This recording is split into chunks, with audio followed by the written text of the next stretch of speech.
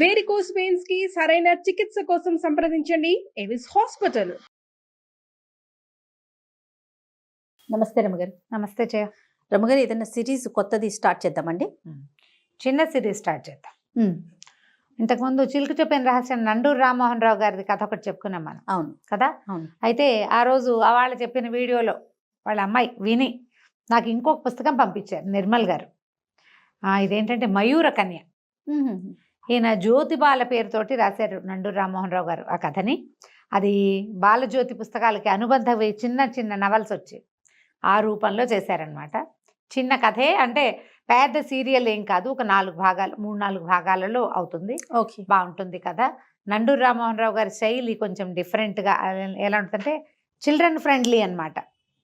పిల్లలకి నచ్చేలాంటి సాదా భాష, పెద్ద విషయాలు కూడా చాలా సింపుల్గా చెప్తారు. సరళమైన భాష, బాగుంటుంది. ఓకే అండి. సో ఇవాళ అది స్టార్ట్ చేద్దాము. మయూర కన్య. పూర్వం మగధ దేశానికి మహాసేనుడని ఒక రాజుగారు ఉండేవారు. ఈయనకి లేక లేక ఒక కుమారుడు కలిగాడు. పిల్లవాడు భలే అందగాడట, పుట్టగానే కనపడ్డాడు. ఆయన విక్రమార్కుడు, అంత గొప్ప పేరు తెచ్చుకోవాలి, అంత గొప్ప శౌర్యవంతుడు కావాలని, అంత గొప్ప వీరుడు కావాలని పిల్లవాడికి విక్రమార్కుడు అని పేరు పెట్టారు. చాలా బుద్ధిమంతుడు, చక్కగా ఉండేవాడు, మంచి అందమైన వాడు. అలా రోజులు గడిచి 16 ఏళ్ళు అయినాయి. పిల్లవాడికి 16 ఏళ్ళు వచ్చాయి. ఈ అబ్బాయి ఈడుకు మించిన పొడుగు ఉండేవాడు, చాలా బాగుండేవాడు, ఆజానుబాహువు. ఏది మొదలుపెట్టినా వచ్చేసేది, ఏదైనా నేర్చేసుకునేవాడు. యుద్ధ విద్యల్లో కూడా ఆరితేరాడు. ఒకసారి అతను ఒక చోటకి ఎక్కడికో వెళ్ళి తిరిగి వస్తూ ఒక పురాతన బావి దగ్గర మంచినీళ్ళు తాగటానికి ఆగాడట. ఆ బావిలో అతనికి ఏదో తళతళలాడుతూ కనపడింది. ఎప్పటిదో బావి, చాలా పాతది. చూశాడు, ప్రయత్నం చేసి వాళ్ళ నాన్నకి చెప్పాడు. ఈ అబ్బాయి ఎలా కనపడేవాడంటే ఏ పురాణ పాత్ర దిగొచ్చేసినట్టు, మహాభారత పుటల్లోంచి పురాణ పాత్ర ఒకటి బయటకు వచ్చినట్టుగా ఒక పురాణ పురుషుడిలాగా కనపడేవాడు. ఆజానుబాహువు, మహాశౌర్యవంతుల లక్షణాలు కనపడేవి. హుందాగా మాట్లాడేవాడు, గంభీరమైన కంఠము, ఎంత బాగుండేవాడు. పిల్లలు ఏదైనా చెప్తే పెద్దవాళ్ళు కొట్టి పారేస్తారు. ఈ పిల్లాడిలో ఉన్న ఈ మహాపురుష లక్షణాలు ఉన్నాయి. దానివల్ల తండ్రి ఏమన్నాడంటే అబ్బాయి ఏదో చెప్తున్నాడు చూద్దామని కొంతమంది జ్యోతిష్కులు వాళ్ళు వీళ్ళు అందరూ కలిసి, ఆయన మంత్రివర్గము అంతా కలిసి వచ్చి ఆ నూతిలోకి చూశారు. అయితే చూడగా ఒక ఆయన ఏం చెప్పారంటే ఇది చాలా పురాతనమైన విల్లు. ఇది బృహద్రథుడని ఒక గొప్ప రాజుగారు ఉండేవాడు, ఆయన చేయించిన విల్లు, ఇది ఆయనది. ఇది ఇక్కడ కనపడ్డం మన అదృష్టం, అబ్బాయికి మంచి యోగం ఉంది, అందుకే కనపడింది అని చెప్పి ఆ విల్లుని తీద్దామనుకున్నారు. నూతిలోంచి విల్లుని తీయాలంటే ఏం చేయాలి, బంగారపు విల్లట అది. ఇక నీళ్లు తోడారు, ఎంత తోడారో, తోడగా చివరికి నీళ్ళన్నీ అయిపోయి, పూడికి తీసేటప్పుడు బావిలో నీళ్ళు అట్లాగే తోడతారు. బావుల్లో పెద్ద విపరీతంగా జలాలు ఊరవు, స్లోగా ఊరుతాయి. పై నీళ్ళన్నీ తీసేశారు. విల్లు కనపడుతోంది. 4-5 దిగారు, అది ఎత్తలేకపోయారు దాన్ని. అయితే ఈ అబ్బాయి ఏం చేశాడట, మన విక్రమార్కుడు తనే దిగాడు. దిగితే అవలీలగా ఎత్తేసేట దాన్ని. ఎంత బాగా ఎత్తాడో, ఆశ్చర్యపోయారు. పెద్ద ధనుస్సు అది, ఆ బావి కూడా చాలా పెద్దది, బరువైన ధనుసు. 4 మనుషులు ఎత్తలేని దాన్ని ఒక్కడే కుర్రాడు, 16-18 సంవత్సరాల వాడు, చిన్నపిల్లాడు, లెక్క ప్రకారం చిన్నపిల్లాడు కదా, అంతేగా. కానీ అతను బయటికి తీసుకొచ్చాడు. తర్వాత నా వెల్లుకి శాస్త్రోక్తంగా విధి విధాయకంగా పూజ చేసి దాని మీద ధనుర్విద్య నేర్చుకోవటం మొదలుపెట్టాడు. దాంతో ఎట్లాంటి విద్య పట్టుబడిందంటే అతనికి 2 చేతులతోటి చేసేవాడు, బాణాలు వేసేవాడు, సవ్యసాచిలాగా. పురాణ పురుష లక్షణాలు ఉన్నాయని చెప్పామా, ఆ చెప్పిన వాటికి ప్రూఫ్గా కనపడేవాడు అతను. చాలా బాగా అస్త్ర విద్య నేర్చుకున్నాడు. అసలు ఆ కోదండం అనమాట, అది మామూలుగా విల్లు అంటే చిన్నదిగా ఉంటుంది, ఇది మనిషిని మించిన పొడుగుంటుంది. దాంతో అతనికి రాని విద్య లేదు, రాని ఆలోచన లేదు. దాంతో ఎన్ని రకాలైనా చేయగలడు అతను. ఆకాశంలో గిరికీలు కొట్టే పక్షులను కూడా కొట్టగలిగేవాడు. ఓ చోట ఉన్నది కాదు, ఓ చోట ఎగురుతున్నది కాదు, గిరికీలు కొట్టవాడు తిరుగుతూ ఉంటుంది, దాన్ని కూడా కొట్టేవాడు అనమాట. సవ్యసాచిగా ఉండేవాడు. సరే, పిల్లవాడు పెద్దవాడు అయ్యాడు. రాజుగారు ఏమనుకున్నారు, అబ్బాయికి పెళ్లి చేద్దాం అనుకున్నారు. ఇతను లోకంలో ఎక్కడా లేని విలు విద్య, అలాగే ఎక్కడా లేని ఒక అమ్మాయి కావాలనుకున్నాడు. అపురూపమైన సౌందర్యవతి. అతనికి ఒక ఊహ ఉండేది. ఆ ఊహల్లో ఉన్న అమ్మాయి కావాలి. ఏవో ఫోటోలు పటాలు తెప్పించేవాళ్ళు, ఏమీ లేదు. ఎక్కేది కాదు అతనికి, లేదనేవాడు. అపురూపమైన అమ్మాయిని చేసుకోవాలి కోరిక. అతని ఉద్దేశం అది. మరి ఆ ఉద్దేశం ప్రకారం చేయాలంటే కుదరద్దు. మరి దేశ విదేశాల నుంచి ఫోటోలు వచ్చేవి, ఏమింది పటాలు వచ్చేవి. ఇప్పుడు ఫోటో అంటున్నప్పుడు పటం కదా, వచ్చినా అతను రిజెక్ట్ చేసేవాడు. అయితే ఏమైంది, వీళ్ళకి ఒక మంత్రి ఉన్నాడు, ఆయన పేరు అక్రముడు. ఆ అక్రముడు ఏమన్నాడంటే, మహారాజు మీ అమ్మాయి, మన యువరాజు చెప్పేటువంటి అత్యద్భుత సౌందర్యవంతుల లక్షణాలని మా అమ్మాయికి ఉన్నాయి. మా ఇంట్లోనే పుట్టింది ఆ పిల్ల. మా అమ్మాయి మహాద్భుత సౌందర్యవతి, సంగీతానికి సరస్వతి, మామూలు కాదు. మా అమ్మాయి ఎంత అద్భుతమైన అమ్మాయి, మా అమ్మాయే ఇంకా అన్నాడు. అని మా అమ్మాయిని చేసుకుందాం యువరాజుకి, చేసుకోండి అని అడిగాడు. అడిగితే రాజు అన్నాడు, అదేమిది, అతను చెప్తున్నాడు ఇట్లాంటి మహాద్భుత సౌందర్యవతి, అవి అద్భుతమైన లక్షణాలు ఉన్న అమ్మాయి కావాలని. ఓ పని చేయండి, మీ పిల్లని మా వాడికి చూపించండి. ఆయన ఒప్పుకుంటే నాకేం అభ్యంతరం లేదు. మాకల్లా ఏమిటి, ఇంత అపురూపమైన పిల్లవాడికి వాడంత అనుకున్నటువంటి అనురూపమైన సౌందర్యవతి కావాలి అంతే అనేసరికల్లా సరే ఒకరోజు అమ్మాయిని పిలిచారు, చూపించేసరికల్లా పిల్లాడు పెద్ద విరిచాడు. ఏమిటని అడిగాడు రాజు. ఆ అమ్మాయి పేరు కృష్ణవేణి, పేరుకు తగ్గట్టుగా ఇంత బారెడు జడుంది, నల్లటి జుట్టు, అది తప్ప ఇంకా సౌందర్యం అనేది ఏం లేదు. మామూలుగా ఉంది, బాగానే ఉంది, కానీ నేను అనుకున్న సౌందర్యం ఈ అమ్మాయి కాదు, ఈ అమ్మాయి కాదన్నాడు. అక్రముడికి ఒళ్ళు మండిపోయింది. మీ పిల్ల అంత అందగతి కాదు అంటే ఒళ్ళు మండదు. ఆయనకి ఒళ్ళు మండిపోయింది. అదేంటి మహారాజా, మా అమ్మాయికి ఏం తక్కువ యువరాజా అన్నాడు. తక్కువ ఎక్కువ కాదు, నేను అనుకున్న సౌందర్యం కాదు అంటే ఈయన ఏమన్నాడు, మీరు అనుకున్న సౌందర్యవతులు కావాలంటే ఏ దేవలోకంలోనో ఎక్కడో ఉంటారన్నాడు. దేవలోకం వెళ్ళి తెచ్చుకుంటానన్నాడు ఈ అబ్బాయి. ఫిక్స్ అయ్యాడు దానికి. అంతే, నేను వెతికి తెచ్చుకుంటా, నాకు కావాల్సిన అమ్మాయి ఏ లోకంలో ఉన్నా సరే నేనే ప్రయత్నం చేసి నా దారిని నేను వెళ్ళి నేను వెతికి తెచ్చుకుంటా అనేసరికల్ ఇంకేమంటారు. எனக்கு చాలా కోపం వచ్చింది, కానీ ఇక ఏం చేయాలో తెలియలా, వీళ్ళంతూ చూద్దామనిపించింది. ఆయన ఏమనుకున్నాడు, తన కూతుర్ని యువరాణిని చేస్తే రేపొద్దున మహారాణి అవుతుంది, రాజ్యం తమదైపోతుంది అనుకున్నాడు. అది కుదిరేలాగా కనబడలే. అతని కూతురు అందగత్తే కానీ ఏందో అనుకుంటున్నటువంటి మహాద్భుత సౌందర్య రాశి అయితే కాదు. సరే తండ్రి సరే ఒప్పుకున్నాడు. కొద్ది రోజులు సరేలే, దేశాటను కనుక చేసి వస్తే పిల్లవాడికి కూడా లోకం తెలుస్తుంది, రేపు మహారాజు కాబోతాడు అందుకని చెప్పి ఓ పంచకళ్యాణి గుర్రమెక్కి తన చక్కగా విల్లుని చంకన పెట్టుకుని, తన విల్లుందిగా తగిలించుకున్నాడు, ధనుర్బాణాలు ధరించి తల్లిదండ్రులకు చెప్పేసి బయలుదేరాడు యాత్రకి. వెళ్ళగా ఎక్కడికో వెళ్ళిన తర్వాత అతను ఎక్కడికి వెళ్ళాడు, వీళ్ళు ఉన్నదేమో మగధ, ఇది ఆరావళి పర్వతాల వైపుకి వెళ్ళాడు. ఎంతో ప్రయాణంలో చూస్తూనే ఉన్నాడు ప్రపంచం అంతా. ఈ ఆరావళి పర్వతాల దగ్గర ఎట్లా కనపడిందంటే అతనికి ఒక 10 మంది ఒక వ్యక్తి మీద దాడి చేస్తున్నారు. అతని చేతిలో ఒక కత్తి ఉంది, కత్తి తెగదిప్పుతున్నాడు. చాలా అంటే వీరుడు, అతను యుద్ధం చేస్తున్నాడు. ఈ 10 మంది మనుషులు మంచి బలాఢ్యులు, గుర్రాలు ఉన్నాయి.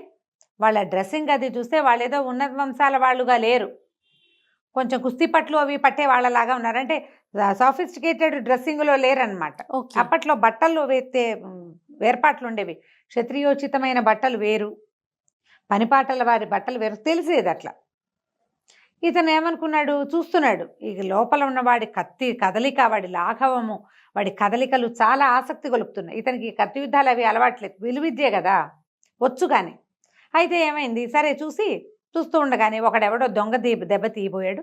ఇతను వెనకాల నుంచి బాణం వేసి కొట్టాడు. వాడు అక్కడి నుంచి లోపలికి వెళ్ళాడు, ఆ గుంపులోకి వాళ్ళ దగ్గరికి పరిగెత్తేసరికల్లా రెండో మనిషి సడన్గా వచ్చాడు. ఆజానుబాహు, పెద్ద విల్లు, పెద్ద గుర్రం, బ్రహ్మాండమైంది. దాన్ని చూసేసరికల్లా వాళ్ళు కూడా కాస్త హడావిడి పడ్డారు. ఇక అది 2 మనుషులు తోడయ్యేసరికల్లా 10 మంది కాళ్ళకి బుద్ధి చెప్పి పారిపోయారు. అబ్బాయి వాళ్ళందరూ పారిపోయేసరికల్లా సరే వీళ్ళిద్దరూ మాట్లాడుకుంటే అతని పేరు శక్తిసింహుడు, పాటలీపుత్రానికి చెందినవాడు. నాకు ఒక ఖడ్గ విద్య వచ్చు, ఏ రాజు దగ్గరైనా ఈ విద్యను చూపించుకుని పొట్ట పోసుకుందామని బయలుదేరాను. నా దగ్గర ఉన్నది 10 వరహాలు, అంతకంటే ఏం లేవు నా దగ్గర. దానికి 10 మంది దొంగలు వెంబడబడి ఇగో ఇలా చేశారు, ఇంత యుద్ధం చేశారు అంటే నీ కత్తి లాఘవని నేను చూశాను అన్నాడు. కనపడింది కదా 10 మందిని బాగా నిలేసావు, వాడెవడో దొంగ దెబ్బ తీయబోయాడు కాబట్టి నువ్వు దొరికావు, కానీ లేకపోతే నువ్వు దొరికేవాడివి కాదు. నీ కత్తి తిప్పే విద్య చాలా బాగుంది, మన ఇద్దరం స్నేహితులుగా ఉందామన్నారు. సరే నువ్వెవరంటే 8వ దేశం అంటే మగధ దేశం. సరే ఏమిటి అంటే మా నాన్న అక్కడ రాజు అని చెప్పాడు. అతను ఆశ్చర్యపడి, ఏమిటి నువ్వు యువరాజువా? మగధ దేశపు యువరాజుని నేను. ఇలా ఒక స్వప్నాన్ని వెతుక్కుంటూ బయలుదేరాను అంటే ఇతను అన్నాడు కథల్లో లాగా యువరాజు పంచకళ్యాణిని వేసుకుని బయలుదేరాడు అన్నట్టుగా, బయలుదేరావా నువ్వు అంటే బయలుదేరాను. ఇట్లా ఒక ప్రత్యేకమైన సౌందర్యవతి నేను కళలో చూశానామని. నాకు ఒక ఊహ ఉంది, ఆ ఊహని నేను కళ్ళలో చూశాను. ఒక సౌందర్యవతి అయిన అమ్మాయి చక్కగా నాట్యం చేస్తుంది, చాలా అపురూపమైన సౌందర్యవతి, భూలోక సౌందర్యం కాదనిపిస్తుంది. ఇప్పటికి ఎంతమందినో చూశాను, ఆ అమ్మాయి వాళ్ళు మ్యాచ్ అవ్వటం లేదన్నట్టుగా చెప్పాడు. చెప్పేసరికల్లా శక్తిసింహుడు అన్నాడు, ఈ ఆరావళి పర్వతాల్లో బాగా లోపలికి వెళ్తే ఒక చోట ఒక విచిత్రమైన దృశ్యాన్ని చూశాను నేను. ఆ విచిత్రమైన దృశ్యంలో నేను చూసినటువంటి అమ్మాయిల్లో ఒక అమ్మాయి నువ్వు చెప్పిన పోలికలకి దగ్గరగా ఉంది. ఓహోహో, భూలోకమే అది, వాళ్ళు మన లోకంలోనే, కానీ వాళ్ళు మన లోకానికి చెందిన వాళ్ళు కాదు. కొంతమంది స్త్రీలు ఎక్కడికి వస్తారు, నేను అది చూశాను అని చెప్పేసి ఆ కథ ఏమిటో చెప్పడం మొదలుపెట్టాడు. Okay okay. సరే, అమ్మాయి ఎక్కడ చూశాడు, ఎలా చూశాడు, ఆ అమ్మాయితో పాటు ఎవరు వచ్చారు, ఏమిటి అని ఆ వివరాలు చెప్పబోయాడు. సరే, ఏం వివరాలు చెప్పాడు? తను కావాలనుకున్నటువంటి మహాద్భుత సౌందర్యవతి ఆరావళి పర్వతాల్లో దొరుకుతుందో లేదో మనం వచ్చే భాగంలో తెలుసుకుందాం. తప్పకుండా అండి. నమస్తే రమ్మగారు. నమస్తే. రమ్మగారు, మనము మయూరి కన్య సిరీస్ చెప్తా ఉన్నారు కదా, 2వ భాగం. శక్తిసింహుడు విక్రమార్కుడికి చెప్తున్నాడు. మనం కిందటి భాగంలో ఒక చిన్న పొరపాటు ఏం చెప్పామంటే, పాటలీపుత్రం వీళ్ళదే, మగధ రాజ్యంలో ఉంటుంది పాటలీపుత్రం. శక్తిసింహుడు వేరే ఏదో చిన్న ఊరు నుంచి వచ్చిన వాడనమాట. పాటలీపుత్రం ఎక్కడ, ఆరావళి పర్వతాలు ఎక్కడ, ఇంత దూరం వచ్చావు నువ్వు వెతుకుంటూ, అయితే నీకు సరిపడే అమ్మాయి, నువ్వు చెప్తున్న అమ్మాయిని నేను చూశాను అన్నాడు. ఏమట, ఇక్కడికి 10 ఆమడల దూరంలో లోపల, అడవి లోపల ఒక పెద్ద సరస్సు ఉంది. ఒకనాడు నేను ఆ సరస్సు ఒడ్డున అక్కడ ప్రయాణిస్తూ అక్కడ ఆగాను. అయితే నాకు దూరంగా ఇంద్రధనుసు వస్తున్నట్టు కనపడింది. నేను ఇంద్రధనుసు చూసి ఆశ్చర్యపోయాను. తర్వాత నాకు అర్థమైంది, ఆ ఇంద్రధనుసు కదిలిస్తోంది. నేను చూస్తూ ఉండగానే ఆ ఇంద్రధనుసు భూమి మీద వాలింది. క్రమంగా అందులోంచి ఒక్కో రంగు విడిపోయి ఒక్కొక్క నెమలిగా రూపాంతరం చెందింది. 7 రంగులు, 7 నెమళ్ళు. 7 నెమళ్ళు నాట్యం చేయటం మొదలుపెట్టినాయి. చేయగా క్రమంగా 7 నెమళ్ళు 7 అమ్మాయిలుగా మారిపోయినాయి. వాళ్ళు ఎక్కడి వాళ్ళో, దైవకాంతలు, ఎక్కడి నుంచి వచ్చారో నాకు తెలియదు, కానీ వాళ్ళల్లో ఆఖరి అమ్మాయి చాలా అందంగా ఉంది. వాళ్ళంతా ఆ చెల్లెల్ని పిలుస్తున్నారు. అయితే వాళ్ళు నాట్యం చేశారు, చాలాసేపు ఈదులాడారు. ఆఖరి చెల్లెలైతే ఎంత అందంగా ఉందో, నువ్వు చెప్పే అమ్మాయి ఆ అమ్మాయి అని నాకు అనుమానం.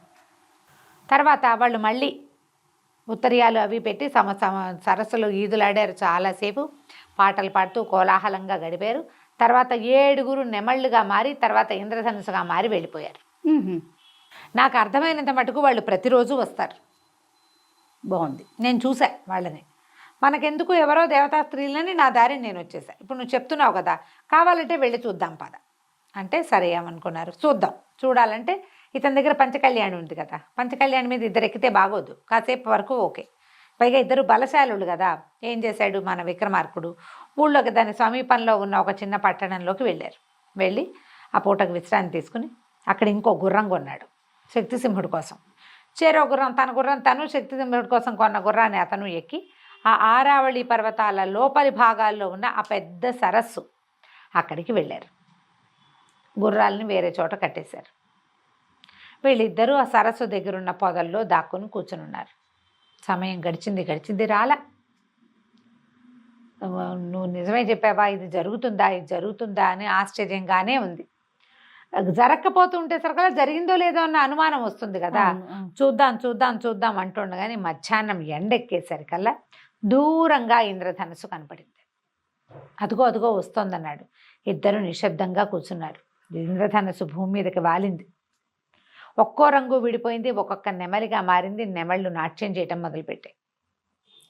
ఎంత అత్యద్భుత నాట్యమో అది.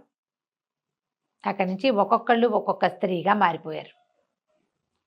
అక్కడి నుంచి ఏవేవో కబుర్లు చెప్పుకున్నాక సరే పాట పాడు కిరణ్మయి, కిందటిసారి తప్పించుకున్నావు అని ఆఖరి అమ్మాయిని పాట పాడమన్నారు. అందరిలోకి చిన్నపిల్లగా ఉన్న అమ్మాయి ఇతను మన విక్రమార్కుడు కల్లో చూసిన అమ్మాయి. ఓహో, ఎంత అందంగా అందరూ బాగున్నారు. ఈ ఒక పిల్ల ఇంకా అందంగా ఉంది. అక్కడి నుంచి పాట పాడమన్నారు. ఈ మౌన కూడా తప్పించుకున్నావు, పాట పాడాల్సిందే, నిన్న నువ్వు పాడలేదు అన్నారు. అంటే అప్పుడు వీళ్ళంతా వాళ్ళలో ఒక అక్క ఏమందంటే, నీ స్వప్న సుందరుడు ఎవరో ఉన్నాడు కదా, అతని మీద పాడవే అని అడిగింది. ఏమిటి పాటలు కూడా పాడుతుందా అని ఇంకొకళ్ళు అడిగారు. ఏముంది, అతని మీద కవిత్వం కట్టి పాడుకుంటుంది, మొహమైనా చూపించట, కనపడుతూ ఉంటాడు, ఎన్నాళ్ళుగాను కవిత్వం రాసుకుంటుంది, అదే పాట పాడుతుందని ఓ పాట పాడిచ్చారు. పాడితే ఎవరో స్వప్న సుందరుడు ఆ పిల్లకి రోజు కల్లో కనపడతాడు. అతని ముఖం ఈ అమ్మాయి చూడలా, చూచాయిగా తెలుసు అతను, కానీ తెలియదు. ఆ అమ్మాయి పాట పాడింది సిగ్గుపడుతూ. మహానందంలో మునిగిపోయాడు విక్రమార్కుడు. మన శక్తిసింహుడు అన్నాడు, నువ్వేనేమోనయ్యా నీ గురించే పాడుతోందో ఏమిటో అమ్మాయి, నీకు ఆవిడ కల్లో కనపడింది, ఆవిడనే పెళ్లి చేసుకోవాలని ఉంది, ఆవిడ కూడా నువ్వు కల్లో కనపడతావు, దైవం విధించిన సంవిధానం ఇది, మరి వీళ్ళని ఎట్లా పట్టుకోవటం, వీళ్ళు దేవతా స్త్రీలు, ఇక్కడ వాళ్ళే లేరు, ఏ గ్రహాంతర వాసులు, ఎక్కడి నుంచి వచ్చారు, ఏదో దేవలోకం నుంచి వచ్చారో తెలియదు కదా. అంటే ఏమన్నాడు, అలా కాదు, వాళ్ళు ఇప్పుడు స్నానానికి వెళ్తారు, ఉత్తరీయాలు తీసి అక్కడ పెడతారు, ఆ ఉత్తరీయాల వల్లే వాళ్ళు నెమళ్ళుగా మారతారు. నేను చూశాను కిందటిసారే, ఇప్పుడు కూడా మనకు అర్థం అవుతుంది. ఉత్తరీయం ఇక్కడ పెడతారు కదా, ఆ అమ్మాయి ఉత్తరీయం తీసి దాచేయన్నాడు. సరే వీళ్ళు ఏం చేశారు, 7 ఉత్తరీయాలు పైన వేసుకునే ఓణి లాంటిది ఎత్తి అక్కడ చెట్ల మీద వేశారు. ఆ అమ్మాయిది లేత గులాబీ రంగు, ఏదో మంచి రంగు. వీళ్ళంతా నీళ్ళల్లోకి వెళ్ళారు. ఇతను ఏం చేశాడు, తన ధనుసు కొసతోటి ఆ ఉత్తరీయాన్ని లోపలికి లాక్కున్నాడు, పొదలోకి చేత్తో పుచ్చుకుని కూర్చుని ఉన్నాడు. స్నానాలు అయిపోయినాయి, బయటకు వచ్చారు. సరే అక్కడి నుంచి ఉత్తరీయాలు తీసుకోబోతే ఈ 6 దొరికినాయి, 7వ అమ్మాయికి దొరకల. నా ఉత్తరీయవేది పిల్ల వెతుక్కుంటూ ఉండేసరికల్లా మిగిలిన వాళ్ళు అన్నారు, నువ్వు గాలికి ఏమైనా ఎగిరిపోయిందేమో, నువ్వు కంగారు పడకు, మేము ఇంతమంది నెమళ్ళుగా మారతాము 6, నిన్ను మా రెక్కల మీద ఎత్తుకుని తీసుకుపోతాము, నువ్వు భయపడాల్సిన పని ఏం లేదు, మేము ఉన్నాం కదా అన్నారు. అనేసరికల్లా ఇతను భయం వేసింది. ఉత్తరీయం లేకపోతే అమ్మాయి ఇక్కడే ఉండిపోతుంది అనుకున్నాడు. ఇప్పుడు కనుక వాళ్ళ అక్కయ్యలే దాని గాల్లో నుంచి లేపుకుని తీసుకెళ్ళిపోతే అక్కడి నుంచి తటాలన బయటకు వచ్చేసరికి అలా కంగారు పడి ఈ 6 అమ్మాయిలు మాయమైపోయారు. ఉత్తరీయం లేని కిరణ్మయి మాయం అవ్వలేక ఉండిపోయింది. ఏడుస్తూ నుంచుంది వికమొహం వేసి. నా ఉత్తరీయం ఎందుకు ముట్టుకున్నావు, నువ్వెవరివి ఏమిటి అంది. కానీ అమ్మాయికి వీని ఎక్కడో చూసామనిపించడం మొదలెట్టింది. పురాణ పురుషుడిలా ఉంటాడని చెప్పుకున్నాం కదా. అక్కడి నుంచి ఇతను ఏం చెప్పాడంటే, మాది మగధ దేశం, పాటలీపుత్రం మా ఊరు, నేను మహాసేన మహారాజు కుమారుణ్ణి, నా పేరు విక్రమార్కుడు, నాకు ఒక రోజుకు ఒక కళ వచ్చింది, ఆ తర్వాత ఎన్నిసార్లు ఆ కళ వచ్చింది, ఆ కళలో నిన్ను చూశాను, నిన్నే వివాహం చేసుకోవాలనుకున్నా, అందుకోసం నీకోసం వెతుక్కుంటూ వచ్చాను, ఇవాళకి ఇప్పటికీ నువ్వు కనిపించావు, 6 నెలల పైనుంచి నేను వెతుకుతున్నాను, ఇప్పుడు నువ్వు నాకు కనిపించావు, నన్ను వివాహం చేసుకుంటావా అని అడగబోతున్నాను అన్నాడు. అనేసరికల్లా ఈ అమ్మాయి సిగ్గుపడింది, కానీ మొదట కాస్త ముందు వెనక ఆడి మెల్లిగా చెప్పింది, నాకు కూడా ఒక స్వప్న సుందరుడు ఉన్నాడు, అతను ఇంచుమించుగా నీలాగానే ఉంటాడు, నేను ఎప్పుడూ అతని ముఖం చూడలేదు, మా అక్కయ్యలకి తెలుసు. అనేసరికల్లా సరే ఇతను అన్నాడు, ఉంగరం చేతికి తొడగబోయాడు. ఇదేమిటి అని అడిగింది. వివాహం మేము ఇట్లా వివాహం చేసుకుంటామంటే, మరి మా నాన్నకి చెప్పొద్దా అంటే, మీ నాన్నకి చెప్పవలసిన పనే ఉంది, చెప్పక్కర్లేదు, గాంధర్వ వీధిని వివాహం చేసుకుందాం, మీరెవరు ఏమిటి అని అడిగాడు. ఆ అమ్మాయి, మేము యక్షకాంతని, నేను యక్షులు వీళ్ళు, ఇది ఎవరు, మన యారావళి పర్వతాలు, మానసరోవరాలు ఇవన్నీ దాటిన తర్వాత క్రౌంచ పర్వతం అని ఉంది, దాని తర్వాత యక్షులది అలకాపురి, కుమారస్వామి మా యొక్క ఇలవేల్పు, మా ఇలవేల్పు అయినటువంటి కుమారస్వామి దగ్గరికి మేము ఎప్పుడు దర్శనానికి వెళ్తాం, ఆయన దగ్గరుండే నెమలే మాకు ఈ నాట్యాన్ని నేర్పింది, ఆయన వాహనం కదా నెమలి. తర్వాత తనిచ్చినవే ఈ ఉత్తరీయాలే మాకు పింఛాలుగా మారతాయి అని చెప్పి, సరే వివాహం చేసుకుంటావా నన్ను అని అడిగాడు. ఈ అమ్మాయి కాస్త అటు ఇటుగా ఆలోచిస్తుంటే, వాళ్ళ అక్కయ్యలు ఈ పిల్ల ఏమైందో, వాడు ఎవడో వచ్చాడని మళ్ళీ వెనక్కి వచ్చేసరికి ఆ పిల్ల వాళ్ళ అక్కయ్యలకు చెప్పింది, ఈ అబ్బాయే ఇతనే నా కల్లోకి వచ్చేవాడు, ఇలా రాజకుమారుడు అని చెప్పి, నేను తను వివాహం చేసుకుంటాను, తనతో వెళ్ళిపోతాను, తండ్రి గారితో చెప్పండి, సెలవు. వాళ్ళు బాధపడ్డారు, చెల్లెలు తమతో రావట్లేదని. కానీ ఆమెకు కల్లో కనపడిన యువకుడినే మానవుడైనప్పటికీ అతన్ని అమ్మాయి పెళ్లి చేసుకోవటం, అతన్నే దైవంగా భావించటము, మొదలైన భావాలు వాళ్ళకి నచ్చినాయి. నిజానికి యక్షులు అట్లా ఒకళ్ళతోటే ఉండాలన్న సిద్ధాంతం ఉన్నవాళ్ళు కాదు, ఉండొచ్చు ఉండకపోవచ్చు. సరే యక్ష వివాహం అనుకుని ఉంగరం అమ్మాయి వేలికి పెట్టాడు. వీళ్ళు ఈ లోపల ఏమైంది, వాళ్ళు వెళ్ళిపోయేసరికి శక్తిసింహుడు బయటకు వచ్చాడు, తథాస్తు అనుకుంటూ వివాహానికి. భయపడింది అతను చూసి, నువ్వు భయపడద్దమ్మా, నీ భర్తకి స్నేహితుడిని. ఈ మధ్యలో అయితే ఇతను ఏమన్నాడు మన విక్రమార్కుడు, నువ్వు కూడా పోతే ఇంటి సర్టి పెట్టుకుంటే నీకు కూడా ఒక దేవకాంత వస్తుందంటే నాకు అసలు పెళ్లి మీదే ఆసక్తి లేదన్నాడు శక్తిసింహుడు. పెళ్లి చేసుకునే ఉద్దేశం లేదు, కత్తి యుద్ధం మీదే ఆసక్తి ఉంది నాకు అన్నాడు. సరే పద వెళ్ళిపోదామని చెప్పేసి వెనక్కి బయలుదేరి తీసుకొచ్చాడు.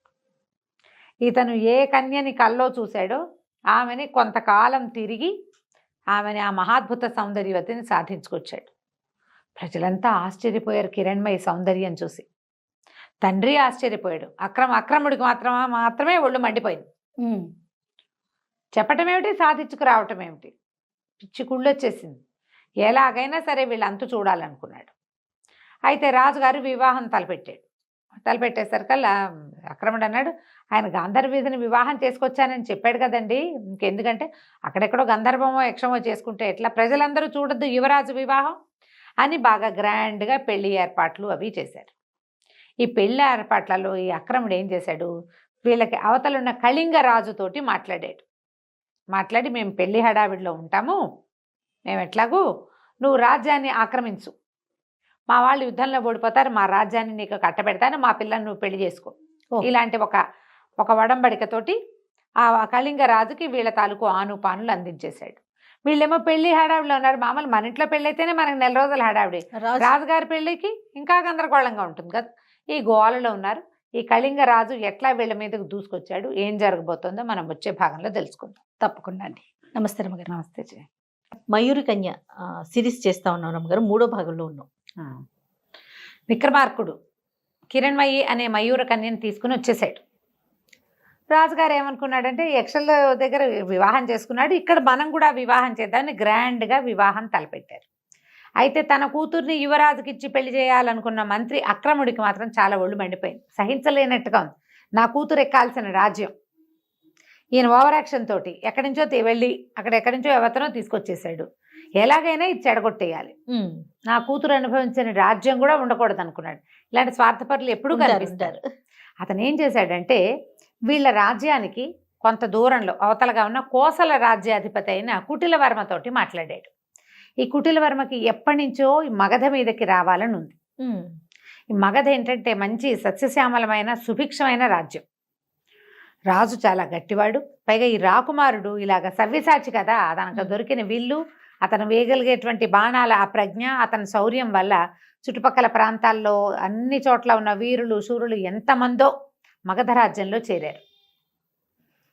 సుభిక్షమైంది. దీని మీదకి అతను దండెత్తాలని అనుకుంటూ దానికోసమని వేల కొద్దీ సైన్యాన్ని ఏర్పరచుకుంటున్నాడు. సరైన సమయం కోసం చూస్తున్నాడు. అదే సమయంలో ఈ అక్రముడు ఏం చేశాడంటే అతనికి తనకు ఒక నమ్మిన బంటు ద్వారా వార్త పంపించాడు. విక్రమార్కుడు యక్షకన్యని తెచ్చాడు, వివాహపు ఏర్పాట్లలో ఉన్నారు, మరి మాగధులంతా కూడా వివాహపు గోల్లోనే ఉన్నారు. ఈ సమయంలో గనక మీరు దండెత్తితే రెడీగా ఉండరు, యుద్ధానికి సన్నద్ధం కావాలి కదా, రెడీగా ఉండరు. ఈ సమయంలో అయితే మీరు మగధని జయించగలుగుతారు అని మగధ రాజ్యపు ఆనుపానులు అప్పచెప్పేశాడు. కుటిలవర్మ మొదలు పెట్టేశాడు. అక్కడి నుంచి చుట్టుపక్కల రాజ్యాలంటే వాళ్ళు ఉన్న వైపు నుంచి వాళ్ళు జ్వరపడాలంటే చిన్న చిన్న జానపదాలని వాటిని దాటి కదా రావాలి. ఈ జనపదాలని దాటేటప్పుడు ఏంటంటే ఆ ఊళ్ళల్లో కూడా రాకుమారుడి పెళ్ళని అన్ని చోట్ల ఉత్సవాలు జరుగుతున్నాయి. అన్ని ఊళ్ళకి పిలుపులు వచ్చినాయి. అన్ని ఊళ్ళ నుంచి జనం కొంతమంది వెళ్ళారు. ఇక్కడ ఉన్న వాళ్ళు కూడా చక్కగా ఇల్లు అన్ని అలంకరించుకుని రాజుగారు పంపించినటువంటి కానుకలు ఇంటింటికి వస్తే మరి చాలా అద్భుతమైన విషయం కదా.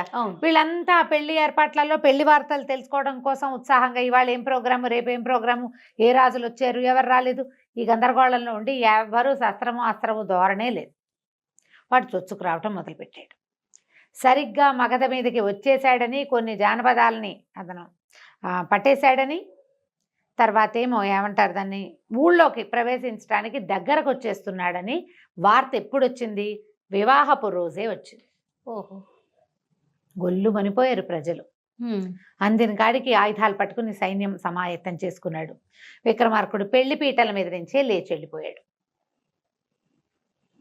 వివాహం అవల, పెళ్లి ఇంకా జరగాలి. ఇకేం చేస్తాడు, తండ్రి చాలా బాధపడ్డాడు. అయ్యో నాయన, నేను వృద్ధుడైపోయాను, ఈ యుద్ధాన్ని నేను ఎదుర్కోలేను, పెళ్లి మండపం నుంచే నిన్ను లేవదీయవలసి వస్తోందని చాలా బాధపడ్డాడు. కానీ సైనికులు సైన్యము అందరూ కూడా తయారైపోయారు. వీళ్ళంతా మహాప్రతాపవంతులు. ఇతని గురించి తెలిసి వచ్చిన వాళ్ళే ఎక్కువ మంది ఉన్నారు. వీళ్ళు వెళ్ళిపోయారు యుద్ధానికి. సరే ఇలా అయింది అని బాధపడుతున్నారు. కానీ కిరణ్మయి ఏమిది, వివాహం ఆగింది, మళ్ళీ వస్తాడు, పెళ్లి చేసుకుంటాడు అనుకుంటుంది. అమ్మాయి అంతఃపురంలో ఉండిపోయింది. ఒక వారం గడిచేసరికల్లా విక్రమార్కుడు పట్టుబడ్డాడన్న వార్త వచ్చింది. ఈ వార్త ఎవరు తెప్పించారు? అక్రముడే తెప్పించాడు. 4-5 రోజులు అయ్యేసరికి విక్రమార్కుడు కుటిలవర్మకి బందీగా దొరికేశాడని, కుటిలవర్మని ఓడించలేకపోయాడని, అతన్ని బందీగా చేశాడని వచ్చేసరికల్లా గగ్గోలెత్తిపోయారు ఊళ్ళో అంతా. అంతఃపురం అట్టుడికిపోయింది. రాజుగారు బిక్కమొహంపడిపోయాడు, నా కొడుకు అట్లా అందడు సవ్యసాచి, పురాణ పురుష లక్షణాలు ఉన్నవాడు, చాలా శౌర్యశాలి, అతను ఇట్లా జరిగి ఉండదంటే ఈ అక్రముడు ఏమన్నాడు, ప్రభు మనం ఎలా అనుకుంటాము, నాకు ఒక మాట తోస్తుంది, చెప్తే మీరేమనుకుంటారు. ఇంతలో ఇంకొక వార్తాహరుడు వచ్చాడు. రాకుమారుడు బందీ అయిపోయాడు, కుటిలవర్మ ముందుకు వచ్చేస్తున్నారు, కోసల రాజ్యం సైన్యం మగధ మీదకి, పాట్లిపుత్రం మీదకి వచ్చేస్తోందని రెండో వార్త వచ్చింది. రాజుగారు హతాశుడైపోయాడు, నమ్మేశాడు. ఈ అక్రముడు అన్నాడు, నేను ముందు నుంచి చెప్తూనే ఉన్నాను, అతి కోరికలు ఉండకూడదు, శుభ్రంగా మా అమ్మాయిని పెళ్లి చేసుకోమంటే వినలేదు. ఆ అమ్మాయిని ఎవరినో తెచ్చాడు, ఆమె యక్షినో కామినో భూతమో మనకు తెలీదు. ఆమె వచ్చేసరికి ఇలాంటిది వచ్చింది, లేకపోతే అపరిమిత పరాక్రమవంతుడైన యువరాజు పట్టుపడ్డం ఏమిటి? ఈవెన్ ఏదైనా చేసేస్తే కానీ మన కుమారుడు మనకు దక్కడు అనేసరికి రాజు కాదన్నాడు. కానీ మెల్లిగా అది నిజమే అనిపించడం మొదలుపెట్టింది. వార్తలేమో రోజుకొకటి వచ్చేస్తున్నాయి, రోజుకు 2-3 కూడా. పట్టుబడ్డారు, అదైపోయారు, ఆ ఊరు దాటేశారు, ఈ ఊరు దాటేశారు, రాజకుమారిని శిక్షిస్తారు, ఏం చేస్తారో తెలియదు. దాంతో ఈయన ఒక ఎక్సైట్మెంట్కి లోనైపోయాడు. ఏమంటే యాంగ్జైటీ వచ్చేసింది. ఈ అమ్మాయిని పంపేయాలి. ఏం చేయాలంటే వీళ్ళు ఏమన్నారు, కామిని విగ్రహాలని వాటిని ఏం చేయాలి, సజీవ దహనం చేయాలి. ఒక గ్రహాన్ని వదిలించుకోవాలంటే ఏం చేయాలి, అంతే, దహనమే. అక్కడి నుంచి కిరణ్మయిని పిలిచారు. నీ వల్ల రాజకుమారుడు పట్టుపడ్డాడు అనేసరికి అమ్మాయి కాదు అట్లా జరిగి ఉండదు, అతను చాలా అరివీర భయంకరుడు, కొంచెం సమయం ఇవ్వండి, కాస్త నిదానం మీద తెలుస్తుంది అని అమ్మాయి చెప్పినా రాజు ఇంకా ఒప్పుకోలే. ఇప్పుడు తన కుమారుడు ఏమైపోతాడన్న దీంతో ఈ అమాయకపు పిల్లని ఇట్లా పాడు చేసేస్తున్నామని అనుకోలేదు ఆయన. అనుకోక పెద్దగా మంటలు అవి చేసి ఏర్పాటు చేసి, అగ్నిగుండం ఏర్పాటు చేసి, గుండంలోకి నీ అంతటి నువ్వు స్వచ్ఛందంగా వెళ్ళిపో అని చెప్పి ఆ అమ్మాయిని అగ్నిగుండం దగ్గరికి తీసుకొచ్చేసారు. ఇక అమ్మాయి ఏం చేస్తుంది, దుఃఖం, ఏం చేయాలో తెలీదు, అవమానం. నీ వల్లే రాకుమారుడు పట్టుబడ్డాడని అంతఃపురం అందరూ అసహించుకుంటున్నారు, మాటలు అవే పుట్టేస్తాయి కదా. అంతే. అక్కడి నుంచి అక్రముడు తన మాట చెల్లింది, తను అనుకున్న కోరిక నెరవేరిందన్న సంతోషంతో నీ ఆఖరి కోరిక ఏమిటో చెప్పమన్నాడు. అనేసరికి అమ్మాయింది, నాకు నాట్యం అంటే చాలా ఇష్టం కదా, నన్ను నాట్యం చేయనివ్వండి, నాట్యం చేశాక నేనే అగ్నికి ఆహుతైపోతానని. సరే, అందుకేముంది, సరేనన్నారు. అగ్నిగుండం చుట్టూతా నాట్యం చేయటం మొదలుపెట్టింది. క్రమంగా ఆ అమ్మాయికి రెక్కలు వచ్చేసినాయి, నెమలిగా మారిపోయింది. ఇంద్రధనుసులో రంగులన్నీ ఒకే చోట ఉన్నట్టుగా కనపడుతుంది. పూర్తిగా నెమల్లాగా మారిపోయింది, రంగులుగా కనబడుతుంది. ప్రజలంతా చూస్తూనే ఉన్నారు, రాజు మంత్రి కూడా చూస్తున్నారు. అంతఃపురం అంతా నోరు తెరిచి చూస్తూ ఉండగా ఈ అమ్మాయి నెమలిగా మారిపోయి ఆకాశంలోకి ఎగిరిపోయింది. దూరంగా ఒక ఇంద్రధనుసు కనపడింది కాసేపు, తర్వాత ఇంకా అది కూడా కనిపించలే. కళ్ళ నీళ్ళు పెట్టుకుంటూ అమ్మాయి ఇంకేమీ చేయలేక వెళ్ళిపోయింది. తనకు జరిగిన అవమానానికి, తర్వాత ఏమో ఈ అన్యాయానికి బాధపడుతూ ఎగిరి వెళ్ళిపోయింది. వెళ్ళిపోగానే ప్రజలంతా హాహాకారాలు చేశారు. కానీ యక్షమాయ మరణించకుండా అమ్మాయి యక్షకన్యగా మారిపోయి వెళ్ళిపోయింది అంతే. ఆక్రమణ అన్నాడు, చూసారా మహారాజా, నేను చెప్పాను కదా ముందే అని రాజును నమ్మించాడు. ఇంకా కుమారుడి వార్తల కోసం చూస్తుంటే ఇంతలో ఏమైంది, అక్రముడికే వార్త వచ్చింది. మంత్రులకు కదా వార్తలు వచ్చేవి. ఏంటంటే కోసల రాజు పట్టుబడ్డాడు, కుటిలవర్మని మన రాకుమారుడే పట్టేసుకున్నాడు, కోసల సైన్యం అంతా మన వశమైపోయింది అని వార్త వచ్చేసరికి నిర్ఘాంతపోయాడు. అమ్మో, ఏదో జరిగిపోయింది. ఇప్పుడు ఇక్కడే ఉంటే అతను వెనక్కి తిరిగి వచ్చాడంటే విక్రమార్కుడు నాకు శిరచ్ఛేదం తప్పదు, అంతే, నా పగ ఎలాగూ తీరిపోయింది. ఏ అమ్మాయిని తీసుకొచ్చాడో ఆ అమ్మాయిని వెళ్ళగొట్టిచ్చేసాం అని చెప్పి రాత్రి కుటుంబంతో సహా దేశం దాటి పారిపోయాడు. రెండో రోజు సాయంత్రానికి వార్త వచ్చింది, రాకుమారుడు వచ్చేస్తున్నాడు, కోసల రాజును పట్టుకున్నారు. మరి అతనితోటి సంధి అంటే అతనే వడంబడ్డాడు. అతన్ని కేవలం రాజప్రతినిధిగా చేసి అతన్ని బతికించి ఉంచారు. రాజ్యం మందైపోయింది, బతికించి మాత్రం ఉంచారు, ఖైదు చేయకుండా వదిలిపెట్టారని, అతని రాజచిహ్నాలన్నీ తీసేసుకున్నారని వార్తలు వచ్చినాయి. రాజు ఏమనుకున్నాడంటే ఆ అమ్మాయిని తను అట్లా చేయటం వల్లే ఈ పిల్లాడు వెనక్కి వచ్చాడు అనుకున్నాడు. ఆయనకు అట్లా అర్థమైంది. కానీ క్రమంగా ఒక్కో రోజు గడుస్తుంటే వస్తున్న వార్తలు ఏంటంటే అసలు విక్రమార్కుడు ఏ దశలోనూ ఓడిపోలే, ఏ దశలోనూ ఓడల అతను. ప్రతి చోట కోసలరాజును అణుస్తూనే వెళ్ళాడు. కోసలరాజు దగ్గరికి అతని సైన్యాన్నంతా అణుచుకుంటూ వెళ్ళి చివరికి కుటిలవర్మని పట్టేసుకున్నాడు. మరి ఎక్కడా ఓడిపోయినప్పుడు ఓడిపోయాడు, పట్టుబడ్డాడు వార్తలు ఎలా వచ్చినాయి? ఇది ఎలా జరిగిందో కనుక్కుందామని ఇతని కోసం ప్రయత్నం చేస్తే ఇక కబురు చేశాడు అక్రముడిని రమ్మని. ఎక్కడున్నాడు? అక్రముడేడి పారిపోయాడు. అప్పుడు రాజుకు జరిగిన మోసం అర్థమైంది. ఆ అమ్మాయి మీద పగతో అతనే ఏదో చేసుంటాడు అని. అక్కడి నుంచి తనకి వార్తలు తెచ్చారు కదా, వార్తాహరులని ఒక్కొక్కళ్ళని విచారించేశారు కల్లా ఈయనిపిచ్చిన వార్తలే అవి అని తెలుసు. ఏమీ చేయలేక రాకుమారుడు వస్తే ఏం అడుగుతాడో ఇలా చేశానని చెప్పడానికని సిగ్గిలిపోతూ తండ్రి బిగపట్టుకుని ఉన్నాడు. ఆ రాజ్యాన్ని జయించుకుని కళ్యాణానికి మళ్ళీ కదలొచ్చాడు పెళ్లి కొడుకు. మరి పెళ్లి చేసుకుందాం అనుకున్నాడు. తీరా వచ్చేసేసరికల్లా ఏమైంది? తండ్రి ఏమో సంతోషించాడు, కానీ నాయన ఒక అన్యాయం చేశాను, నా వల్ల ఈ పొరపాటు అయిపోయిందని చెప్పేసరికి కిరణ్మయి అంటూ స్పృహ పడిపోయాడు రాకుమారుడు. అయ్యో అసలు ఏమీ జరగలేదు, నేను ఎక్కడా ఓడిపోలేదు, ఏది ఆ పొరపాటే జరగల. ఇలా ఎందుకు అయిందంటే అక్రముడు చేసిన కుట్ర తెలిసింది.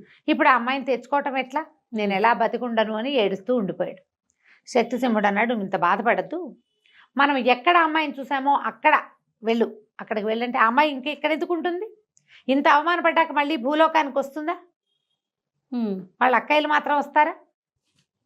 వాళ్ళు భూలోకంలోకి రాబట్టే కదా ఇలాంటి అవమానం జరిగింది అమ్మాయికి. పాపం చాలా బాధపడ్డాడు. కానీ శక్తిసింహుడు మాత్రం ఓదార్చాడు, కాదు వెళ్ళు, వాళ్ళు రాకపోతే అక్కడి నుంచి ఇంకా కొంచెం ముందుకెళ్తే ఒక సిద్ధాశ్రమం ఉంది, అక్కడ ఒక మహానుభావుడు ఉన్నాడు, ఆయన నీకు ఏదైనా తప్పకుండా సహాయం చేస్తాడు, బయలుదేరి వెళ్ళమన్నాడు. ఆరావళి పర్వతాల దగ్గర ఎక్కడైతే మనం చూసామో అక్కడికి వెళ్ళిపో. సరే శక్తిసింహుడిని కూడా రమ్మన్నాడు. అతను ఒప్పుకోవాలి, వద్దు వద్దు, ఇప్పుడు కోసల రాజ్యం వాళ్ళని చేసాం, మనం అణిచేసాం అల్లర్లని, ఇప్పుడు నువ్వు నేను ఇద్దరు లేకపోతే వాళ్ళు మళ్ళీ వెనక్కి వస్తే నేను వచ్చి చేసేదేం లేదు. ఆ అలకాపురికో ఇంకో యక్షపర్వతానికో వెళ్ళవలసిన వాడేవి నువ్వు, నిదారు నువ్వు వెళ్ళు, నేను ఈ రాజ్యానికి కాపలా ఉంటానని శక్తిసింహుడు ఉండిపోయాడు. ఓకే. అక్కడి నుంచి మన రాకుమారుడు విక్రమార్కుడు బయలుదేరి ఆరావళి పర్వతాలు చేరుకున్నాడు. ఎక్కడైతే తను మొదట వీళ్ళని చూశాడో ఇంద్రధనుసు రూపంలో అక్కడ 1-2 రోజులు కాపలా ఉన్నాడు. దొరకలేదు, రాలా ఎవ్వరు. సరే ఏం చేశాడు, అక్కడి నుంచి ఆ సిద్ధాశ్రమం వైపుకి వెళ్ళాడు గుర్రం వేసుకుని. వెళ్ళేసరికల్లా అక్కడ ఒక ఆయన సిద్ధుడు, చాలా మహాతపసంపన్నుడిలాగా ఒక ఆయన కనిపిస్తే ఇతను నమస్కారం చేశాడు. ఎవరినైనా ఏమిటి అని కనుక్కుంటే ఇతను ఏమన్నాడంటే ఈ కథ అంతా చెప్పాడు. నేను అలకాపురికి వెళ్ళాలి, నా భార్యను తెచ్చుకుంటాను వెనక్కి, గంధర్వ విధిని వివాహం చేసుకున్న సాధారణ విధి జరగబోతుంటేనే ఇట్లా జరిగిందంటే ఆయన అన్నాడు, ఎక్కడ అలకాపురి, మానవ మాత్రుడివి, నువ్వేం వెళ్తావు నాయనా, నువ్వు వెళ్ళలేవు, నీ వల్ల కాదు, కావాలంటే నువ్వు ఇంత ప్రయత్నం చేసి వచ్చావు కాబట్టి నీకు ఒక ఇది ఇస్తానని ఒక స్ఫటిక శిలని చేతిలో పెట్టాడు, నువ్వు ఎప్పుడు కావాలంటే ఆ అమ్మాయిని చూడొచ్చు, నువ్వు ఇందులో ఆమె కోసం ప్రయత్నం చెయ్యొద్దు, నువ్వు మానవుడివి, ఆమె యక్షకాంత, మీ ఇద్దరికి వివాహము పొసగదు, ఏదో జరిగింది, జరగవలసింది అంతే అని చెప్పి ఆ రాయి చేతులు పెట్టాడు. ఆ స్ఫటికం లోపలి చూస్తే ఆ అలకాపురిలో ఒక చిన్న ఉద్యానవనంలో కూర్చుని ఏడుస్తున్న కిరణ్మయి కనపడింది ఇతనికి. ఆ అమ్మాయి ఏడుస్తోంది, కళ్ళలోంచి నీళ్లు గారిపోతున్నాయి, వాళ్ళ అక్కయ్యలు ఓదారుస్తున్నారు. అమ్మాయిని చూసి ఏడుస్తున్న అమ్మాయిని చూశారు కల్లా ఆ కిరణ్మయ్య అని మూర్చిపోయాడు ఈ అబ్బాయి. ఆయనకు చాలా బాధేసింది ఆ సిద్ధుడికి, అయ్యో ఇంత ప్రేమాశ్రయం కలిగి ఉన్నాడు, ఏదైనా సహాయం చేస్తానని చెప్పాడు. ఆయన ఏం సహాయం చేశాడో మనం వచ్చే భాగంలో తెలుసుకుందాం. తప్పకుండా. నమస్తే. నమస్తే. మయూరి కన్య చేస్తా ఉన్నాం. లాస్ట్ ఎపిసోడ్ అండి, ఇది లాస్ట్ ఎపిసోడ్. ఓకే. విక్రమార్కుడు సిద్ధుడికి నచ్చాడు, అంటే ఇతను ఇంత ప్రేమ కలిగి ఉన్నాడని ఆయన ఏమన్నాడంటే, నీకు ఒక రుద్రాక్షమాల ఇస్తాను, అది ధరిస్తే ఆకాశ గమనం వస్తుంది, నీతో పాటు నీ గుర్రం కూడా ఎగురుతుంది. ఓకే, ఎగిరితే ఇక్కడి నుంచి నువ్వు హిమాలయాల మీదకి వెళ్తావు, హిమాలయాలు దాటాక నీకు క్రౌంచ పర్వతం కనపడుతుంది, క్రౌంచ పర్వతం దాటాక అక్కడ దాకా నీకేం భయం లేదు, క్రౌంచ పర్వతం దగ్గర భయం కలుగుతుంది. దాని తర్వాత కైలాస పర్వతం, దానికి ఎడం వైపు చర్యల మీద ఆ యక్షపర్వతము, దాంట్లో అలకాపురి ఉంటాయి. ఇలా వెళ్ళాలి నువ్వు. ధైర్యం చేసి వెళ్ళిపోయి అక్కడికి వెళ్ళే ఆకాశ గమనం వరకు నేను ఇస్తా, తర్వాత సమయోచితంగా వీరోచితంగా నువ్వేం చేస్తావో అది చెయ్యి చెప్పాడు. సరే ఆ రోజు రాత్రి అక్కడ పడుకుని పొద్దున్నే లేచి అక్కడ సరస్సులో స్నానం చేసి ఆయన ఇచ్చిన కందమూలాలు భక్షించి దండం పెట్టి ఆ రుద్రాక్ష మెళ్ళ వేసుకున్నాడు. రుద్రాక్ష మాల గుర్రాన్ని ఎక్కాడు. గుర్రం ఒకేసారి గాల్లో లేచింది. ఆకాశ గమనం వచ్చేసింది కదా. అక్కడి నుంచి ఇతను ఈ మన ఆరావళి పర్వతాల దగ్గర నుంచి అలా వెళ్ళి క్రమంగా భారతదేశంలో దాని మన ఏమంటారు అది కురు పాండవ యుద్ధం జరిగిన అది కురుక్షేత్రము అవి చూస్తూ ఒకటి ఒకటి ఒకటి దాటుకుంటూ హిమవన్నగం దాటి ముందుకెళ్తే ఇప్పుడు అప్పటిదాకా ఏముంది, ఆ పైకి వెళ్తుంటే మామూలుగా పైకి వెళ్తే భయం వేయాలి. హిమోత్పర్వతము దాని ముందుండే ఇంకేదో పర్వతము ఇవన్నీ దాటినా భయం వేయాలి. క్రౌంచ పర్వతం దగ్గరికి వెళ్ళేసరికల్లా ఆయన సిద్ధుడు చెప్పినట్టే భయం వేసింది. 3 శిఖరాలు ఉన్నాయట. ఆ 3 సాధారణ కొండ శిఖరాల్లాగా లేవవి, సజీవంగా ఉన్నాయి. ఒకదాంతో ఒకటి కుమ్ములాడుకుంటున్నాయి శిఖరాలు.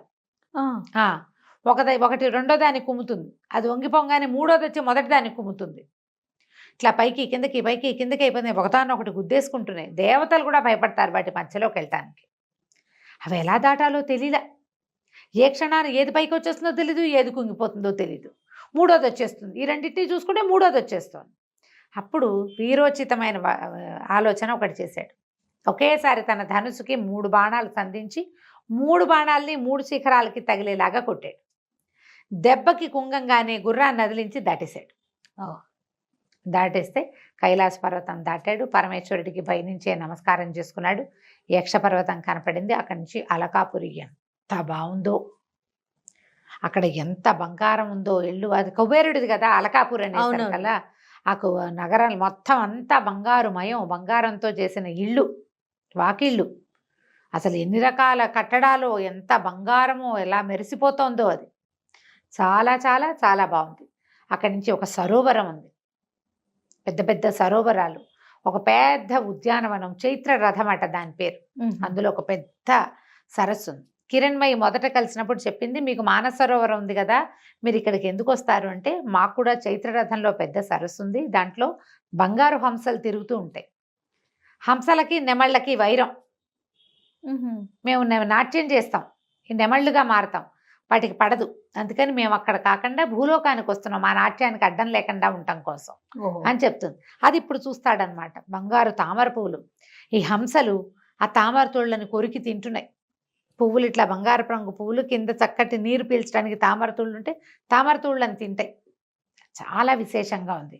అతను అక్కడే కూర్చున్నాడు. ఈ అమ్మాయిని ఎట్లా కలుసుకోవాలా అని. ఇంతలో కొంతమంది ఆడపిల్లలు నీళ్లు తీసుకెళ్ళటానికి కడవలతో, బంగారు కడవలు, ఇక అంతా బంగారమే, వచ్చారు. వచ్చేసరికల్లా వాళ్ళల్లో ఒక అమ్మాయి కొంచెం నిదానంగా నడుస్తుంటే, ఆ అమ్మాయిని మంచినీళ్ళు ఇవ్వవా అని అడిగాడు. అడిగేసరికల్లా అంత చెరువు ఉంటే నేను నీళ్ళు ఇవ్వాలా నీకు అని. అంటే చెరువులో నీళ్ళు ఉన్నాయిలే, నీ అంత అందమైన అమ్మాయి చేత్తో నీళ్ళు తాగితే బాగుంటుందని నీకు నీళ్ళు తాగటం, నీళ్ళు పోయమన్నాడు. కడవతో నీళ్ళు వస్తుంటే ఆ అమ్మాయి అప్పుడు పరిశీలించింది, ఇతను ఎంత సమున్నతాకారుడు, ఎంత తేజస్శాలి, ఎంత సౌందర్యవంతుడు, మీరెవరు, ఎక్కడి నుంచి వచ్చారు అని అడిగింది. వైకుంఠం నుంచి వచ్చిన ప్రద్యుమ్నులా, లేకపోతే స్వర్గం నుంచి వచ్చిన నలకూబర్లా, ఎవరు అని అడిగింది. అడిగేసరికల్లా అన్నాడు, నేను ఎవరిని కాదు, మానవ మాత్రుణ్ణి. ఇక్కడ ఏమిటి సందడి, ఏం జరుగుతోంది అంటే, మా ఇంట్లో మా రాజుగారి ఆఖరమ్మాయి పెళ్ళికి కావలసిన నీళ్లు తీసుకెళ్ళటానికి మేమంతా వచ్చామంతే. రాజుగారి అమ్మాయి ఎవరు ఏమిటి అని అడిగే లోపల ఆఖరమ్మాయి కిరణ్మయి, చంద్రుడి కిరణాలు రాసిపోసినట్టు ఉంటుంది, ఆ అమ్మాయి పెళ్ళని అనగానే తను నిర్ఘాంతపడి, కిరణ్మయికి పెళ్ళా అని ఆశ్చర్యపోయాడు. ఆమె ఎవరో మానవ మాత్రుడిని ప్రేమించిందని తండ్రి అసలు రానివ్వలేదు. నువ్వు బాగున్నావు, నువ్వు అందంగా ఉన్నావు, నీ పేరెంతో బాగుంది అనగానే ఇలా రహస్యాలు చెప్పేస్తారు ఆడపిల్లలు. చూడండి ఎన్ని మొత్తం చెప్పేసింది. మా రాజుగారికి 7 కూతుళ్ళు, 6 అమ్మాయిలకి పెళ్ళిళ్ళు అయిపోయినాయి. ఆఖరమ్మాయి పెళ్ళి, ఈ అమ్మాయి ఒక మానవుడిని ప్రేమించింది. అప్పుడు ఆ అమ్మాయికి స్ట్రైక్ అయింది. అయితే ఆ మానవుడివి నువ్వే కాబోలు, విక్రమార్కుడివి కాదు నువ్వు అని అడిగింది. అడిగేసరికల్లా అతను అవునన్నాడు. అవునంటే మా ఎంతో ఏడుస్తోంది, మరి వరుడు ఎవరన్నాడు. వరుడు మా రాజుగారి మంత్రికి కుమారుడు, చిత్రసేనుడో ఏదో అతని పేరు. చాలా బలవంతంగా ఒప్పించాడు. ఆ అమ్మాయికి ఆయన పెళ్లిని ఆయన ఒప్పుకోలేదు. గాంధర్వ వివాహాన్ని మానవమాత్రుడిని ప్రేమించి అక్కడ ఉండిపోయిందని అసలు ఆ లోపలికే రానివ్వలేదు. పైగా ఆ అమ్మాయి నువ్వు లేని సమయంలో చాలా అవమానపడి వచ్చింది దుఃఖంతో. అక్కయ్యలు చాలా బతిమలాడితే మళ్ళీ వివాహం చేసుకుంటానని ఒప్పుకున్నాకే లోపలికి రానిచ్చాడు. వేరే దారి లేక ఒప్పుకుంది. కంటికి కడివేడు నీళ్లతోటి ఏడుస్తూ ఉంది. ఆ అమ్మాయి నేను కల్లో కనపడింది, అతను నేను వరించాను, ఆయన ఉండగా నాకే అవమానం జరగలేదు అని చెప్పినా కూడా తండ్రి ఒప్పుకోలేదు. నీతో పెళ్లికి ఒప్పుకోడు అంటే ఇతను ఏమన్నాడు, సరే నేనేదో చేసుకోగలిగే ప్రయత్నం చేసుకుంటా అనే ఉంగరం తీసి చేతిలో పెట్టాడు. ఈ ఉంగరం ఇవ్వు అని. దాని మీద ధనుస్సు బొమ్మ ఉంటుంది, ఇతని గుర్తు, అతని రాజముద్ర. ఇంతలో ఏమైంది, ఇక్కడ ఎవరో ముందు వెళ్ళిపోయారుగా ఆడపిల్లలు కొంతమంది. ఎవరో మానవుడు ఉన్నాడు సరస్సు దగ్గర చైత్రరథంలో అని కబురు వెళ్ళిపోయింది. సైనికులు వచ్చేసారు. ఎవడు మానవుడు ఏడని ఇతన్ని పట్టేసుకున్నారు. ఈ లోపల ఈ ఉంగరం చూసుకుంది ఆ పిల్ల. ఈ పిల్ల వెళ్ళి, ఈ అమ్మాయి వెళ్ళి, హరిణి వెళ్ళి ఉంగరాన్ని ఇచ్చింది కిరణ్మయికి. ఉంగరం ఇచ్చేసరికల్లా ఆశ్చర్యపోయింది. ఎక్కడిదే ఈ ఉంగరం అంది. ఉంగరం ఎలా వస్తుందమ్మా, ఉంగరం పెట్టుకున్న వాడు వస్తేనే ఉంగరం వస్తుంది మరి అని అనేసరికి ఎక్కడున్నాడు ఏమిటి అంటే అని పరిగెత్తుకుంటూ వెళ్ళింది. నాన్న నా భర్త వచ్చేసాడు, నా వివాహం ఆపేసి నా భర్తకి నన్ను ఇచ్చి పంపించేసామంటే ఆయన ఒప్పుకోలు. మానవుడు వాడు ఎట్లా వస్తాడు అంటే, కాదు అతను చాలా పరాక్రమశాలి తేజశాలి అంటే ఒప్పుకోలేదు. కానీ వాడి సంగతి చూస్తాను, వాడిని చంపేస్తాను అన్నాడు. అయ్యమ్మ ఏడ్చుకుంటూ అక్కయ్యల దగ్గరికి పరిగెత్తింది. నా భర్త వచ్చేసాడు, నా కోసమే వచ్చాడు, ఇంత శ్రమపడి వచ్చాడు, నాన్నేమో పెళ్ళి అంటున్నాడు, చంపేస్తానంటున్నాడు, సహాయం చేయమని. అక్కయ్యల 6 పరిగెత్తుకొచ్చారు తండ్రి దగ్గరికి. అతను చాలా పరాక్రమవంతుడు, చాలా ప్రత్యేకమైన విల్లుంది, సవ్యచాచిలాగా బాణాలు వేస్తాడంటారు, మేము చూసాము అతన్ని, మనిషి చాలా బాగున్నాడు, కావాలంటే ఏదైనా పరీక్ష పెట్టు, నువ్వు ఒక పెళ్లి కొడుకుని చూసావు, అదొక పెళ్లి కొడుకుని చూసుకుంది, ఇద్దరికి పరీక్ష పెట్టండి, ఎవరు మంచివాళ్ళు ఎవరు ఉత్తములు అని తేలితే వాళ్ళకే ఏదైనా, ఎవడ పరాక్రమశాలి అయితే వాడికి ఇవ్వాలి అంతే అనేసరికి సరే ఒప్పుకున్నాడు. అక్కడి నుంచి సరే యక్షులంతా ప్రేక్షకులు అయ్యారు. వీళ్ళిద్దరికీ పరీక్షలు పెట్టారు. పరీక్ష పెట్టడానికి అతనేమనుకున్నాడు, ఆ చిత్రసేనుడో ఏమో వాడి పేరు, చిత్రరథుడు కాబోలు అవతలవాడు అంటే రెండో పెళ్లి కొడుకు. అతను ఏముంది, నేను యక్షుణ్ణి, వీళ్ళని మానవుని జయించడం సులువు కదా, చేస్తానన్నాడు. 3 పరీక్షలు పెడతామన్నారు. ఎవరు ఎక్కువ ఎత్తుకి బాణం వేయగలుగుతారో చూద్దామనుకున్నారు. ఈ అబ్బాయి దగ్గర ఉన్నదే ధనుస్సు, అతనికి ఉన్నదే విలువిద్య. సరే చిత్రరథుడు ఇతను ఇద్దరు కలిసి ఆకాశంలోకి బాణ ప్రయోగం చేశారు. చిత్రరథుడు వేసింది కొంత మటుకు వెళ్ళి పడిపోయింది, ఎత్తు కనపడుతోంది.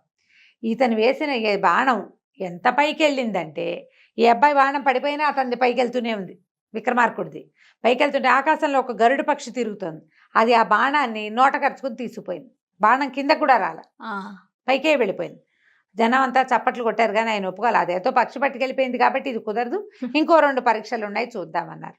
ఈసారి ఇక్కడ ఉద్యానవనం ఉంది కదా చిత్రరథం, అక్కడ చూశారనమాట. అక్కడ ఏం చేశారు, ఖర్జూరపు చెట్లు ఉన్నాయట, 10 వరుసగా ఉన్నాయి. వీటిలలో ఎక్కువ వృక్షాలని పడగొట్టేవాడు సాటి లేని విలుకాడు.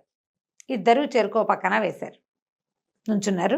ఈ అబ్బాయి గంధర్వ పెళ్లి కొడుకు వేసిన దాంతో ఏమో మొదటి చెట్టు చీలిపోయింది, రెండో చెట్టుకి గుచ్చుకుని ఆగిపోయింది. మన విక్రమార్కుడు వేసిన బాణం మాత్రం 5 చెట్లను చీల్చుకుంటూ వెళ్ళి 6వ చెట్టుకు గుచ్చుకుంది. చెట్లలో నుంచి వెళ్ళిపోయింది అనమాట. ఎంత బలంగా లాగుతారో అంత స్పీడ్గా కదా వెళ్ళేది. బాణం ఎలా వెళ్తుంది, బలాన్ని బట్టే. వెళ్ళేసరికి కదా అందరూ చప్పట్లు కొట్టారు, శబాష్ శబాష్ అన్నారు. రాజుగారి కొళ్ళు మండిపోయింది ఆ యక్షరాజుకి. అయినా సరే 3వ పరీక్ష ఉంది, ఇదంత తేలిక కాదు అని చెప్పి వరుసగా గవాక్షాలు ఉంటాయి, హోల్స్ లాగా గోడకి కోడలైంచి ఒక చెయ్యి బయట పెట్టి ఉంటుంది, అందులో కిరణ్మయి చెయ్యి ఏదో గుర్తుపట్టాలి.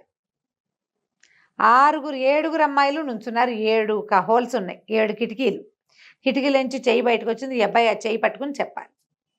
పట్టుకోవచ్చా, చూసండి, పట్టుకోవటమో చూసో ఏదో ఒకటి చెయ్యాలి. చేతులు బయట ఉంటే కిరణ్మయి చెయ్యి గుర్తుపట్టాలి. పాణిగ్రహణం చేసావు కదా నువ్వు, గుర్తుపట్టమన్నాడు. మొదటి పెళ్లి కొడుకు వచ్చాడు, 3వ చెయ్యిని ఇదే అన్నాడు, కాదు అది 3వ అమ్మాయిది అయ్యింది, కుదరలేదు.